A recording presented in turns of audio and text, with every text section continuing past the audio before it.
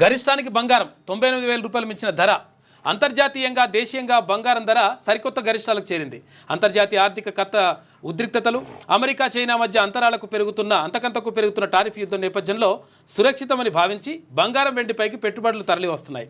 అయితే ఫలితంగా అంతర్జాతీయంగా ఔన్సు 31.10 గ్రాములు మేలిం బంగారం ధర మంగళవారంతో పోలిస్తే బుధవారం $107 మించి పెరిగి $3,330 చేరింది. ఇత్తడి ధర $3,300 తాకడం చరిత్రలో ఇప్పుడే ఫలితంగా దేశీయ విపణిలో పసిడి ధర బగ్గుమంది. హైదరాబాద్ బులియన్ విపణిలో బుధవారం రాత్రి 11:30 సమయానికి 10 గ్రాముల మేలిం బంగారం 24 క్యారెట్లు 98,400, అంటే ఇంకొక 1,600 తక్కువ ఉంది. ₹1,00,000 అవుతుంది. 1,600 తక్కువ ఉంది. ₹1,00,000 తులం బంగారం. 1,00,000 దాటితే తొందరనే తులం బంగారం.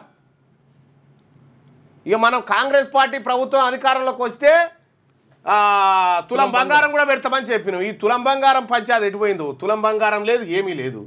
గరిష్టానికి బంగారం ఇగో ఈ పరిస్థితిలో ఉంది. బంగారం మాత్రం బంగారమే. ఇంకొక